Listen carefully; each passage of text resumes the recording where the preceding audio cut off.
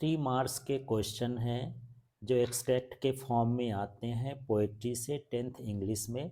Board परीक्षा के लिए इम्पॉर्टेंट है और बड़े आराम से इसको आप कर सकते हैं। इसमें कुछ याद नहीं करना है, जो ऑप्शन दिया है उसी से करेक्ट आपको छांटना है। तो चलिए देखते हैं। एक्सट्रैक्ट 1 है, the way a crow shook down on me the dust of snow from the hemlock tree. अब यहाँ पर हम देख लेते हैं question, what is the poet of the poem dust of snow. Who is the poet of the poem dust of snow. तो यहाँ कौन है उसके पोएट, रॉबर्ट फ्रॉस्ट हैं। What did the crow shake on the poet, poet के ऊपर कौन सी चीज़ गिरा देता है क्रो। तो यहाँ डस्ट ऑफ स्नो है। The dust of snow affected the poet by. तो वहाँ पर जो डस्ट ऑफ स्नो है उससे क्या इफेक्ट होता है, पोएट का मूड चेंज हो जाता है, सैड से हैप्पी हो जाता है। इस तरह से आपको छांटना है। इसके बाद देखते हैं next extract, if strolling forth a beast you view whose hide with spots is peppered, as soon as he has leapt on you, you will know it is leopard. They will do no good to roar with the pain, hell only leap and leap again. अब ये है extract, इसमें question देखते हैं, from which poem have the above lines been taken. तो ऊपर की line किस पोएम से ली गई हैं, how to tell the wild animals. Who has written this poem, इस पोएम को किसने लिखा है, तो ये है कैरोलिन वेल्स ने। फिर what does the word beast mean, beast का मतलब क्या है यहाँ पर, animal.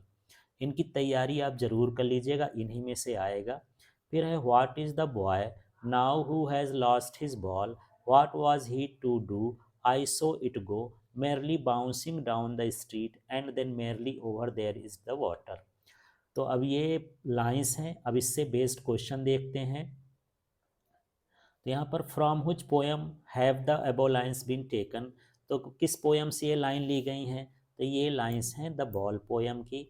Which of the following word is similar to the word merely, merely के सिमिलर एक वर्ड कौन सा है, तो इसके अंदर नहीं मिलेगा, ये क्या है, हैप्पीली। फिर where did the ball go, ball कहाँ चली गई, यहाँ वाटर है तो इन द वाटर। इस तरह से आपको इसको करना है। नेक्स्ट देखते हैं 4 नंबर का एक एक्सट्रैक्ट है, don't bite your nails Amanda, don't hunch your shoulders Amanda, stop that slouching and sit up straight. तो ये लाइंस हैं। The poem Amanda is composed by, तो अमांडा पोएम किसके द्वारा लिखी गई है, तो ये क्या है, रॉबिन क्लेन। फिर यह stop that slouching and sit up straight, which these figures of speak has been poet used in the above lines।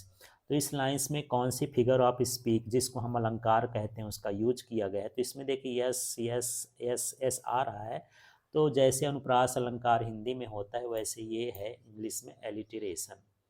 इसके बाद which of these causes acne according to the speaker in the poem Amanda. तो Amanda poem के अनुसार किसके कारण acne, मुहासे होते हैं, ईटिंग चॉकलेट्स। तो इस तरह से एक्सपेक्ट के आंसर हैं। नेक्स्ट देखिए, listen the glass is breaking, the trees are stumbling forward, into the night winds rush to meet them, the moon is broken like a mirror, its piece flashes now in the crown of the tallest oak. तो इस तरह से यहाँ पर जो है ये extract है। अब इससे बेस्ड क्वेश्चंस देखते हैं। From which poem have these lines been taken, किस पोएम से ये लाइन ली गई हैं, तो पोएम का नाम है द ट्रीज।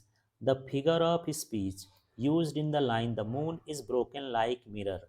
तो जैसे यहाँ पर उपमा अलंकार होता है हिंदी में, तो यहाँ पर यदि लाइक शब्द आ जाए तो उसको बोलते हैं सिमिली। तो ये वाला इसमें जो है फिगर ऑफ स्पीच यूज हुआ है सिमिली का। अपोजिट ऑफ फॉरवर्ड, तो यहाँ पर फॉरवर्ड का जो अपोजिट है वो क्या होगा, बैकवर्ड होगा। इस तरह से आपको इसको करना है। नेक्स्ट वाला देखते हैं, हमारे पास एक्सट्रैक्ट 6 है, the fog comes on little cat feet, it sits looking over harbour and city on silent haunches and then moves on. तो इस तरह से ये पोयम की लाइंस हो गई। अब इस लाइंस को हम देखते हैं, आंसर देखते हैं इसका, question answer. The fog is compare to, तो फॉग को किससे कंपेयर किया गया है, एक कैट से। The fog sits looking over, तो कहाँ पर ये बैठता है, हार्बर एंड सिटी में, यहाँ पर मिल जाएगा आपको, ऊपर लिखा हुआ है। इसके बाद है name the poet of the above text. तो जो एबो लाइंस के हैं, ये पोयम जहाँ से ली गई है उसके पोएट कौन है, तो ये हैं कार्ल सैंडबर्ग। अब हम आते हैं यहाँ पर एक्सट्रैक्ट 7 में। Now the name of the little black kitten was Ink, and the little grey mouse she called him Blink, and the little yellow dog was sharp as mustard, but the dragon was coward and she called him custard। तो इस तरह से ये 4 lines हैं poem की। अब इससे based question देख लेते हैं। हियर सी रिफर्स टू, यहाँ पर सी का मतलब कौन है, तो इसमें बेलिंडा है। The yellow dog was as sharp as, तो डॉग को उसने क्या कहा है ये देख लीजिए, मस्टर्ड, तो यहाँ पर मस्टर्ड हो गया। Name the poem from which the above text has been taken, और जहाँ से ये लाइन ली गई हैं उस पोएम का नाम क्या है, the tale of Custard the dragon. अब हम नेक्स्ट क्वेश्चन एक्सट्रैक्ट में पहुँचते हैं। ये एक्सट्रैक्ट है, never shall a young man thrown into despair by those great honey coloured ramparts at your ear, love you for yourself alone and not your yellow hair. अब यहाँ पर ये poem की लाइन है। अब इसके extract को देखते हैं। Who is the poet of the poem for any Gregory, तो एनी ग्रेगरी ये पोयम का नाम है, और इसके पोएट जो हैं कौन है, W.B. Yeats. Name the literary device used in honey coloured ramparts at your ear, तो ये जो honey coloured ramparts at your ear है, इसमें जो लिटरेरी डिवाइस यूज किया गया है ये रूपक अलंकार होता है, जैसे हिंदी में वैसे इंग्लिश में क्या होता है, मेटाफोर। फिर है name the literary device used in the line and set such colour there, तो यहाँ पर सेट है, सच है, तो यहाँ पर जो है लेटर का रिपीटिशन हुआ है, तो इसको हम कौन सी फिगर ऑफ स्पीच बोलते हैं, एलिटरेशन।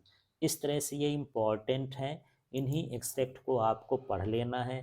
तो ये जान लीजिए कि आपके 3 नंबर फिक्स हो जाएंगे, और इसमें ज़्यादा कुछ ये भी नहीं है कि आपको क्वेश्चन आंसर याद करना है, सिर्फ ये है कि इनको देखना है और जो आंसर इसमें सही लगे उसको टिक करना है।